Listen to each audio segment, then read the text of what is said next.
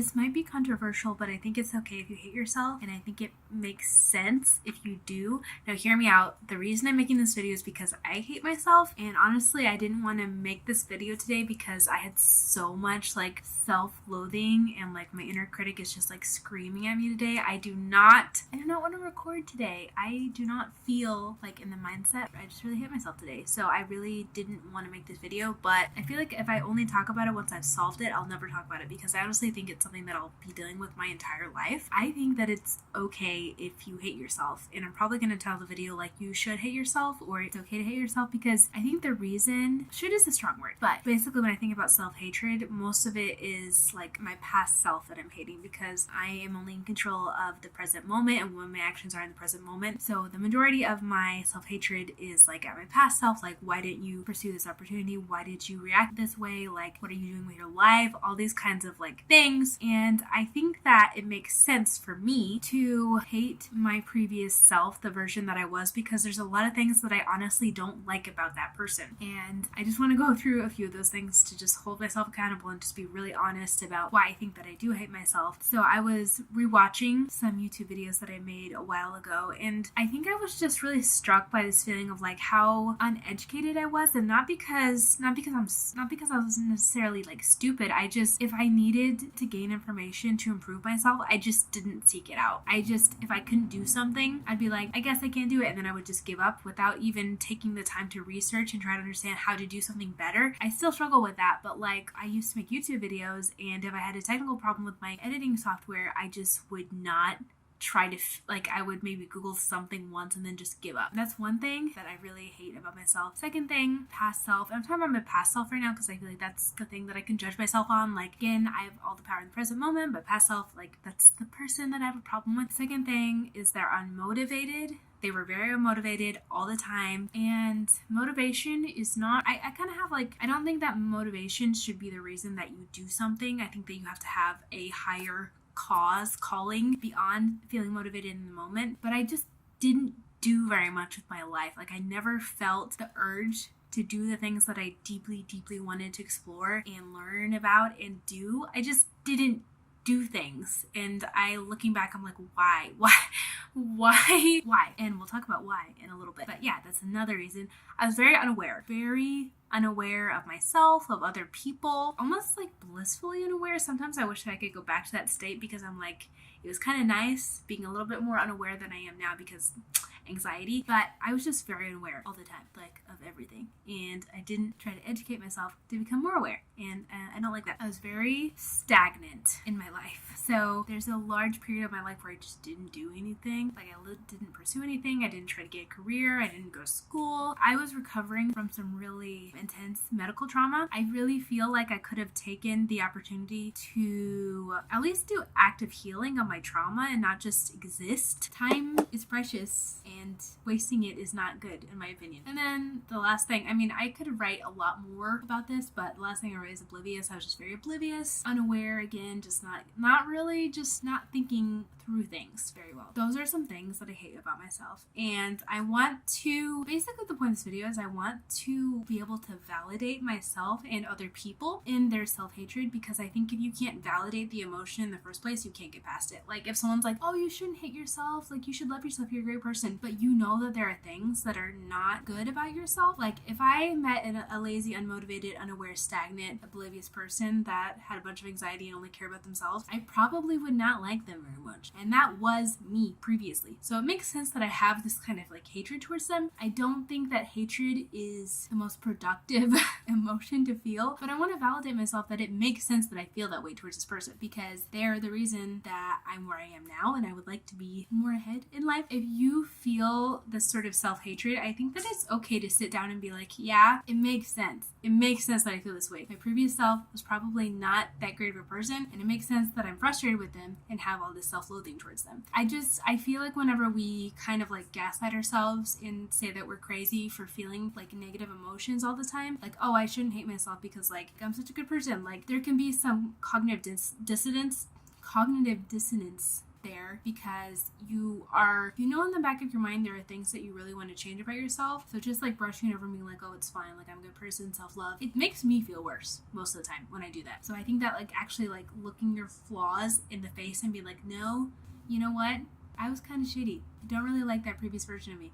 It's okay to acknowledge that. Again, I think the self-loathing, the hatred, I think that we should work to like release that really toxic energy, because I don't think it's helpful. I think that if you're really deep in self-loathing and hatred, it will stop you from doing things that you want to do, because you're like, I'm a horrible person, I failed, I don't do anything with my life. You know what you're gonna do? Continue to be that person, because that's how you feel, that's what you feel like you are. The first thing that I'm doing to kind of work on this is one, oh, by the way, I have a cold, so sorry if I'm sniffling, but is one, to validate your emotions. So if you have these feelings, validate them. It's okay to feel them. Kind of makes sense that you feel them. Don't gaslight yourself about them. It's okay. Like, yeah, it makes sense. And sometimes when I'm feeling negative emotions, I just want someone to say like, yeah, it makes sense that you feel this way. The second thing, so I kind of have like these two questions that I ask myself, because I don't want to go back to being that person. Because if I'm the person, my previous self that I have a lot of self-loathing for, it's my current self. Like, that's the person I'm self-loathing, and I'm working on having a better relationship with myself in the present moment. So there are two questions that I want to ask myself when I'm feeling this way. One is, why was my previous self the way that they were? And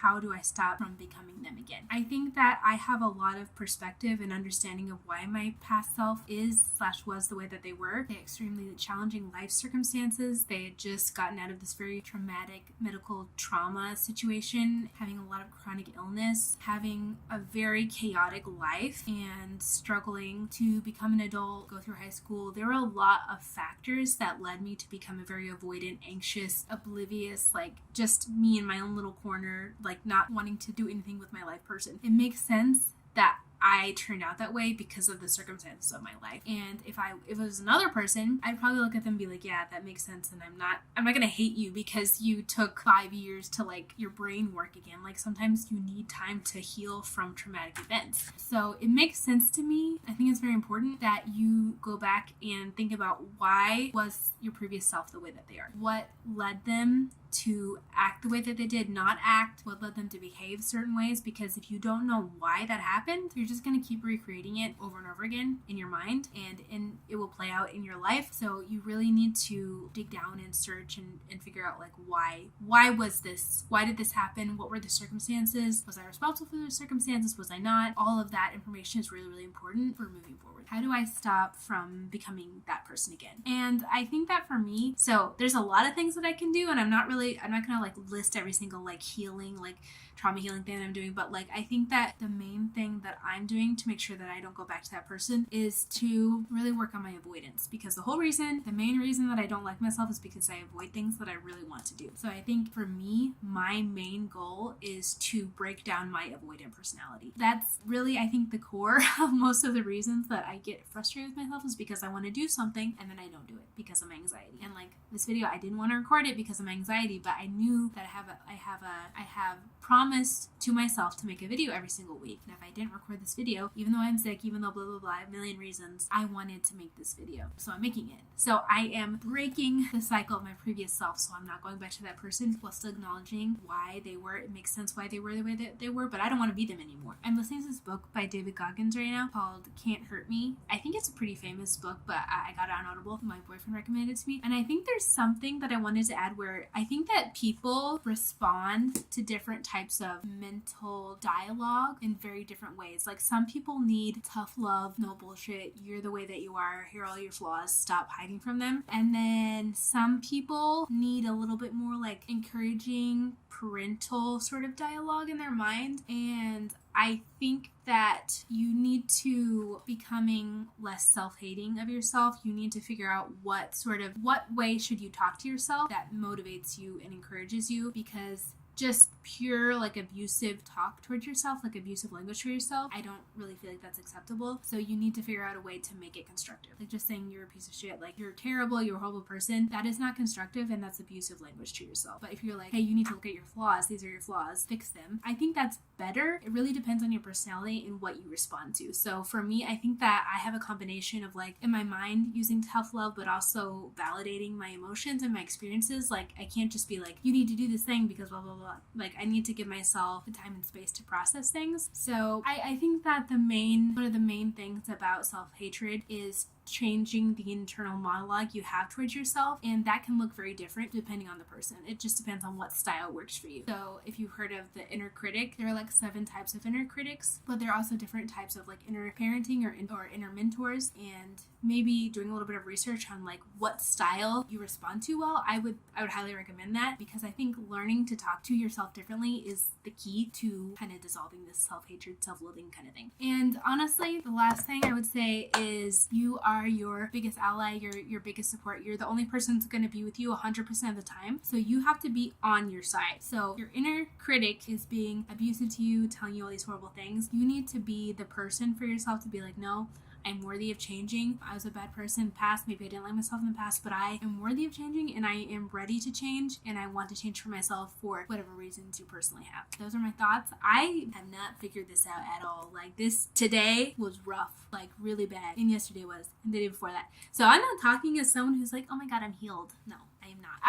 The only reason that I'm talking about this so long is because I deal with it so much, and it's something that I'm researching. But yeah, hopefully this has helped someone if you struggle with self-hatred too, because it can be really intense. If you've watched the BoJack Horseman, if you watched the BoJack episode where it shows this internal monologue, that's a little bit what mine is like every day. So I know a lot of people can relate to that, but hopefully this video helped you. And if you have any questions in the comments, you can let me know. And just so you know, I write illustrated children's books, but for adults, and I have a book about seasonal depression and a book about self-expression, and they're illustrated and they're for your inner child, and I really like making them. So if you'd be interested in reading them, you can buy them on Amazon in the links below, and I will see you in the next video. Bye!